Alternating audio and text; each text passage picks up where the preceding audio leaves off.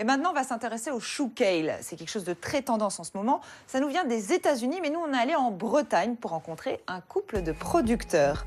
Très tendance, on reste dans la tendance.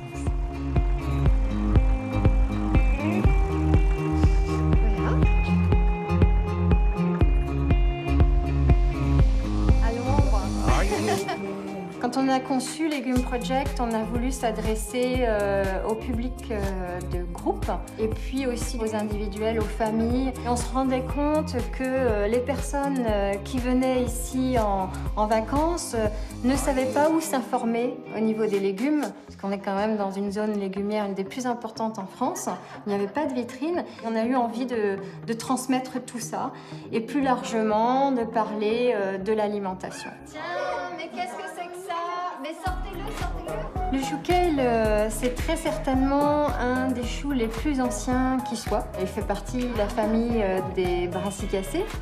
Et il semblerait que durant l'Antiquité, les Grecs, les Romains s'en soient alimentés. Ce chou-là, comme tous les choux à feuilles-tiges, n'a pas toujours été apprécié au fil des années ou des époques, on va dire. Les légumes-feuilles, au Moyen-Âge, on n'en voulait plus. Ils avaient l'impression que ces légumes-feuilles leur apportaient de la maladie.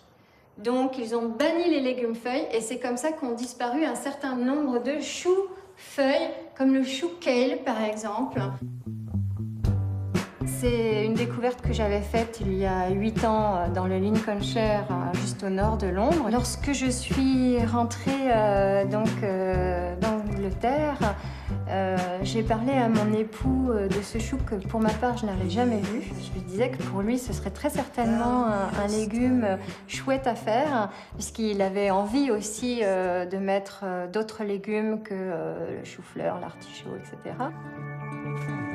Je suis dans la récolte du chou kale en fait. Et donc je casse les feuilles sur la tige parce que le kale c'est un chou frisé non paumé. Une fois cassé les grandes feuilles, c'est un chou qui va continuer à renouveler du cœur. Sur un même pied, donc on pourra récolter jusqu'à 2 fois, voire 3 fois certaines années.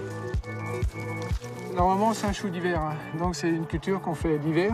Moi je l'ai tenté en plein été parce qu'on nous l'a demandé. Et en fait, c'est vrai que c'est un chou qui sort bien l'été aussi. Ouais. Il y a plusieurs variétés en chou kale, donc après, moi, j'essaie de trouver celles qui sont les mieux adaptées, du moins à notre région, à notre climat. Donc cette variété-là, c'est un chou noir qui s'appelle le noir de Toscane. On dit que c'est un chou palmier, probablement parce que la feuille ressemble à une feuille de palmier. Et il est plus fort en bouche, en fait. C'est un chou qui est plus costaud, en fait.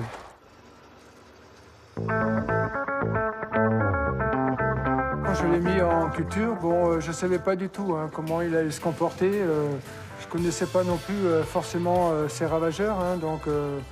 Je le découvre d'année en année. Aux États-Unis, il est très connu, ce chou. C'est même étonnant que nous, on ne s'y est pas intéressé plus tôt, en fait. Aux États-Unis, ils en font une journée nationale du kale, en fait.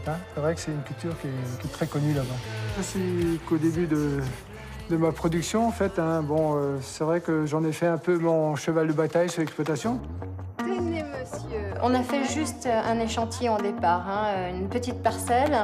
Et puis petit à petit, on a augmenté les surfaces et c'est un chou qui plaît beaucoup, on s'en rend compte. Vous pouvez les manger.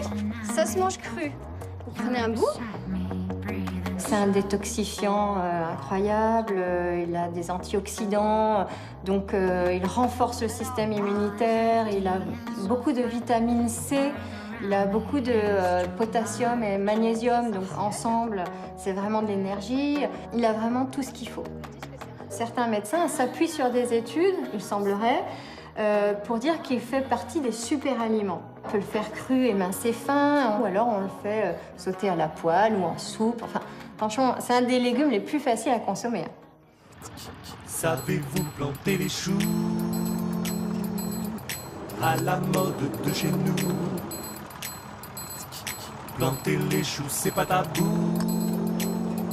On sème dans tous les sens du terme. C'est vrai que aussi bien dans les champs que finalement en termes d'information où effectivement les personnes repartent avec leurs feuilles de chou ou parfois avec leurs petits plans en fonction de l'époque.